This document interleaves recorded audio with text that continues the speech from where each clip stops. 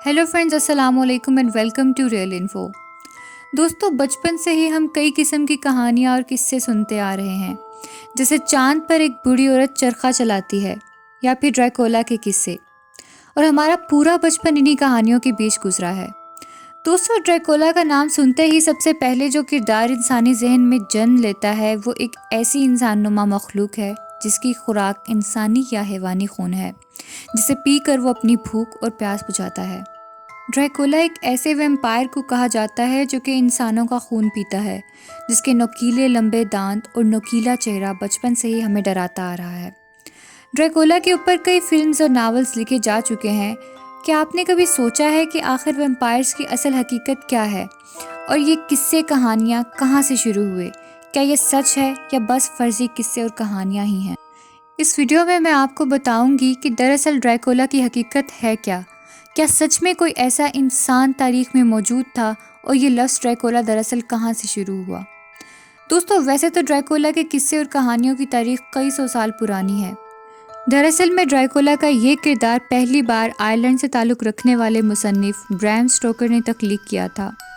Dracula इसी शख्स के एक नावल का नाम था। ये हॉरर नावल 1897 यानी 1897 में शाया किया गया था। यहीं से दरअसल वैम्पायर्स और इस जैसी कई कहानियाँ चल पड़ीं, जिनके ऊपर बाद में कई किताबें भी लिखी गईं और फिल्म्स भी बनाई गईं। लेकिन क्या ड्रैकुला सिर्फ ब्रैम स्टोकर का एक फ़र्जी किरदार था? क्या इसका हकीकत से कोई ताल्लुक़ नहीं था? तो दोस्तों, ऐसा बिल्कुल नहीं है। इस मुसन्निफ ब्रैम स्टोकर ने इस ड्रैकुला का किरदार एक शख्स को सोचकर तख्लीक किया था। ये कोई आम आदमी नहीं था। इसका नाम व्लेड द इम्पेलर था। इसको व्लेड द वैम्पायर, व्लेड द ड्रैकुला और व्लेड 3 भी कहा जाता है। ये शख्स 1431 में वलेशिया नामी एक सल्तनत में पैदा हुआ। व्लेड की पैदाइश के 5 साल बाद इसका बाप इसी सल्तनत का बादशाह बन गया। इसके बाप को 1436 में वलेशिया की बादशाहत मिली। यूं व्लेड द वैम्पायर वलेशिया का शहजादा बन गया। इसके बाप का नाम ड्रैकोल था। यहीं से ड्रैकुला का कॉन्सेप्ट आया था। रोमानियन ज़ुबान में ड्रैकुला का मतलब ड्रैगन होता है। व्लेड जो कि बादशाह का बेटा था, उसको ही ड्रैकुला कहा जाता है और उसको ही सोचकर ड्रैकुला का किरदार भी बनाया गया था। लेकिन व्लेड को ही सोचकर ऐसा किरदार क्यों तख्लीक किया गया? दोस्तों, व्लेड की तारीख नहायत खौफनाक है, जो कि पूरे तरीके से आपको बताई नहीं जा सकती। दोस्तों, कहानी कुछ यूँ है कि उन दिनों वलेशिया और तुर्क्स की जंग चल रही थी। इसी जंग के दौरान तुर्क्स ने वलेशिया पर हमला किया और व्लेड और उसके बड़े भाई को कब्जे में ले लिया। व्लेड और उसके बड़े भाई ने अपना सारा बचपन कैद में ही गुजारा, लेकिन फिर उनको रिहा करके वापस वलेशिया भेज दिया गया, जहां उसके बाप के तख्त पर पहले ही कोई और कब्जा करके बैठा था। व्लेड से ये सब बर्दाश्त ना हुआ और वो अपने बाप के पुराने और वफादार मुलाजमों के साथ मिलकर उस शख्स से लड़ा और उस शख्स से तख्त छीन लिया। इसी तरह व्लेड 1448 में सिर्फ 17 साल की उम्र में वलेशिया का बादशाह बन गया। दोस्तों, व्लेड ने बादशाह बनने के बाद वलेशिया में ऐसा खौफ पैदा किया कि जिसको सोचना भी नामुमकिन है। ये अपने दुश्मनों और अवाम को एक डर में रखना चाहता था, ताकि इसके खिलाफ कभी भी कोई बगावत का सोच ही ना सके। दोस्तों, ये इस कदर जालिम इंसान था कि अपने दुश्मनों को खाने पर बुलाता, उनको अपने साथ बिठाता और वहीं टेबल पर उनको उबलते हुए पानी में जिंदा डाल दिया करता था। दोस्तों, अब आप ये सोच रहे होंगे कि इस जालिम इंसान को ड्रैकुला के साथ क्यों जोड़ा जाता है। तो वो इसलिए क्योंकि इस व्लेड को अपने दुश्मनों के खून में ब्रेड का टुकड़ा डालकर खाने का बहुत शौक था और यहीं से ड्रैकुला का किरदार सामने आया। ड्रैकुला सिर्फ और सिर्फ एक फर्जी किरदार था, लेकिन व्लेड द इम्पेलर को जहन में रखकर मुसन्निफ ब्रैम स्टोकर ने ड्रैकुला का किरदार तख्लीक किया था। दोस्तों, व्लेड द ड्रैकुला 3 बार अपनी बादशाहत से महरूम हुआ। जब ये आखिरी बार बादशाह बना तो वलेशिया पर हंगेरियन फौज ने हमला कर दिया और इस जालिम शख्स को कब्जे में ले लिया गया, लेकिन इसको इसकी फ़ौज ने छुड़वा लिया।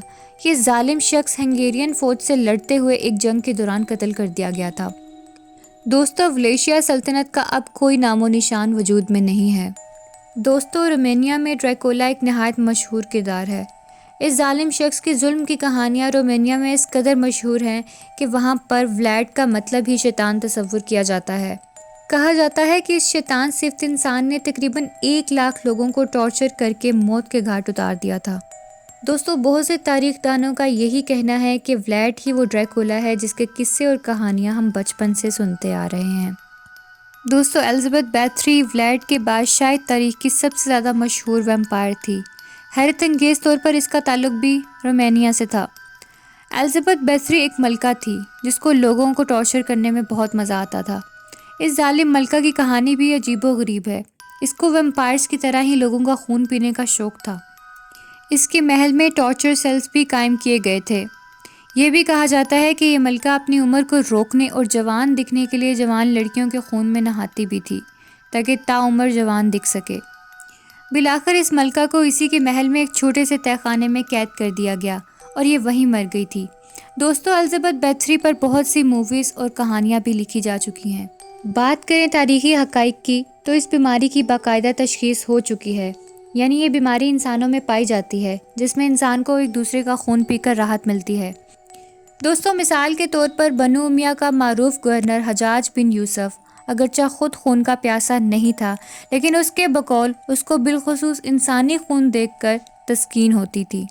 اسی طرح چنگیز خان کی نسل یعنی منگولوں کے بارے میں بھی یہ بات مشہور رہی ہے کہ جب ان کو دوران جنگ بھوک ستاتی تھی تو وہ لوگ گھوڑے کی گردن پر خنجر مار کر اس کا خون پی لیتے تھے۔ لیکن تحقیق کے مطابق ڈریکولا کی خوراک ہی انسانی یا حیوانی خون ہے۔ دوستوں اگر بات کی جائے کہ یہ بظاہر دکھنے میں کیسے ہوتے ہیں تو بظاہر طور پر یہ ویمپائرز دکھنے میں ایک عام انسان کے جیسے ہی ہوتے ہیں، لیکن جب ان کو بھوک ستاتی ہے تو یہ درندوں کو بھی شرمندہ کر دیتے ہیں۔ دوستوں اب بات کرتے ہیں موجودہ دور کی کہ آج کی تاریخ میں اس ویمپائر کی حقیقت کیا ہے۔